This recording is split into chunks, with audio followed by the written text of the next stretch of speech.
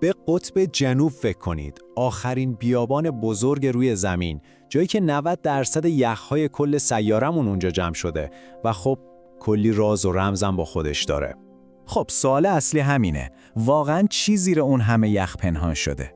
بیایید با هم یه سفری بریم به دل ماجرا تا ببینیم چرا این قاره انقدر نظریه‌های عجیب و غریب رو به خودش جذب میکنه. انگار یه آهنربا برای تئوری‌های توطئه است. و وقتی میگیم ادعاهای عجیب، منظورمون واقعاً چیزای باور نکردنیه. از اهرام باستانی که میگن کوکی اهرام مصر هستن گرفته تا تمدن‌های گم شده، پایگاه‌های مخفی یوفو نازی‌ها، حتی ورودی به یه دنیای دیگه در مرکز زمین. همه اینا به قول معروف زیر 2 کیلومتر یخ دفن شدن. خب سوال اینجاست که این همه داستان باور نکردنی اصلا از کجا میاد؟ ریشه این تئوری ها چیه؟ جالبه بدونید که ریشه خیلی از این نظریه ها به 2 مأموریت تاریخی واقعی برمیگرده. مأموریت هایی که یه جورایی مرموز بودن و دقیقاً قبل و بعد از جنگ جهانی دوم اتفاق افتادن. اول از همه بریم سراغ نازی‌ها. رسما گفتن که هدفشون از این سفر اکتشافی پیدا کردن یه مکان برای شکار نهنگه، برای تولید مارگارین و صابون. اما کاری که در عمل کردن خیلی فرق داشت. با هواپیماهای مخصوص از روی مناطق وسیع پرواز کردن، نقشه برداری کردن و حتی با پرتاب نیزه‌هایی که روشون صلیب شکسته بود ادعای مالکیت کردن. همین کارای عجیب بذر تئوری‌های بعدی رو کاشت. حالا درست بعد از جنگ نوبت آمریکا میرسه. اونا یه عملیات عظیم نظامی به اسم پرش بلند راه انداختن.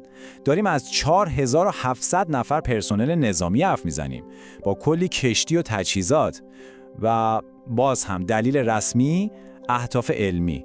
و اینجاست که ماجرا عجیب‌تر هم میشه. این عملیات که قرار بود 8 ماه طول بکشه، فقط بعد از 2 ماه خیلی ناگهانی تموم شد. و بعد فرمانده عملیات دریاسالار برد برمیگرده و یه جمله خیلی نگران کننده به یه خبرنگار میگه: آمریکا ممکنه توسط دشمنی مورد حمله قرار بگیره که میتونه با سرعت باور نکردنی از این قطب به اون قطب پرواز کنه. خب این از رویدادهای تاریخی عجیب، اما طرفدارای این تئوریا به شواهد فیزیکی هم اشاره میکنن. بیاید ببینیم اونا چی هستن. یکی از معروفترین شواهد همین تصویره. یه هرم با 4 وجه کاملا بی‌نقص که تصاویر ماهواره‌ای نشون دادن از دل یخ‌ها زده بیرون. واقعا شبیه یه سازه دستسازه، نه؟ اما خب زمینشناسا برای این پدیده یه توضیح علمی دارن. به این شکلا میگن شاخ یخچالی یا نوناتاک. در واقع اینا قله‌های کوه‌هایی هستن که طی هزاران سال فرایش یخ از چند جهت مختلف اونها رو به این شکل نوک‌تیز درآورده. اگه ویژگی‌ها رو با هم مقایسه کنیم، می‌بینیم که یه هرم دستساز از بلوک‌های سنگ ساخته شده و اتاقک‌های داخلی داره. اما این کوه یه تیکه سنگ یکپارچه است که فقط ظاهرش با فرایش این شکلی شده. پس در واقع بیشتر به یه کوه طبیعی می‌خوره تا یه سازه مصنوعی. یه تیکه دیگه از این پازل عجیب، نقشه به اسم پیری رئیس که سال 1513 کشیده شده. نکته جالبش اینه که به نظر میاد ساحل قطب جنوب رو بدون یخ نشون میده. و این سوال رو پیش میاره که چطور ممکنه یه نقشه از قرن 16 چیزی رو نشون بده که میلیون‌ها سال زیر کیلومترها یخ پنهان شده، اونم قرنها قبل از اینکه تکنولوژی دیدن زیر یخ وجود داشته باشه. خب چند تا نظریه در مورد این نقشه وجود داره. بعضیا میگن این مدرکیه برای وجود یه تمدن باستانی پیشرفته که قبل از یخ زدن قطب جنوب اونجا زندگی میکردن. یه عده دیگه میگن شاید این نقشه از ترکیب چند تا نقشه قدیمی‌تر به وجود اومده و این شباهت به ساحل قطب جنوب صرفاً یه تصادف یا خطای نقشه کشیه. این ماجرا دوباره ما رو برمیگردونه به نازی‌ها. تئوری اصلی اینه که سفر اکتشافیشون فقط یه پوشش بوده برای ساختن یه پایگاه مخفی. بعضیا حتی پا رو فراتر میذارن و میگن این پایگاه مربوط به یوفوها و تکنولوژی فضایی بوده. اما وقتی به سوابق تاریخی نگاه میکنیم داستان یه چیز دیگه است. آلمان هیچ وقت به طور رسمی ادعای مالکیت اون منطقه رو نکرده. هیچ مدرکی هم از ساختن پایگاه پیدا نشده.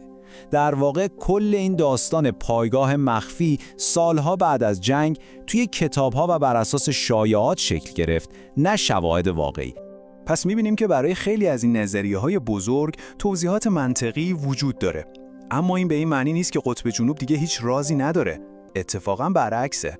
در واقع یه راز کاملا واقعی همین الان جلوی چشم ماست. همین ژانویه گذشته یه زیردریایی رباتیک فوق پیشرفته به اسم ران وقتی داشت از زیر یه یخچال عظیم نقشه برداری می‌کرد ناپدید شد. همینطوری بدون هیچ ردی. و نکته عجیبتر اینه که درست قبل از اینکه غیبش بزنه، این زیردریایی داده‌هایی رو فرستاد که دانشمندا رو حسابی متعجب کرد. سونار اون یه سری ساختارهای عجیب و غریب زیر یخ پیدا کرده بود. مثل فرورفتگی‌های قطره‌ای شکل که هیچ دانشمندی تا حالا ندیده بود و با هیچ مدل علمی هم جور در نمیاد. این یعنی ما هنوز خیلی چیزای اساسی رو در مورد این قاره نمیدونیم. و این شاید نکته اصلی باشه. قطب جنوب به خاطر دورافتادگی و وسعت زیادش مثل یه بوم سفید و خالی میمونه. یه بوم که هر کسی میتونه داستانها، ترسها و تخیلات خودش رو روش نقاشی کنه. در نهایت جذابیت این نظریه ها به یه چیز برمیگرده: ماهیت خود این قاره. چون قطب جنوب خیلی دور و دست نیافتنیه، یکی از آخرین جاهایی روی زمینه که هنوز حس میکنیم هر چیزی توش ممکنه و این ما رو با این سوال تنها میذاره. تو دنیایی که هر روز رازهای کمتری داره، به نظرتون دیگه چه چیزی میتونه در انتهای دنیا پنهان شده باشه؟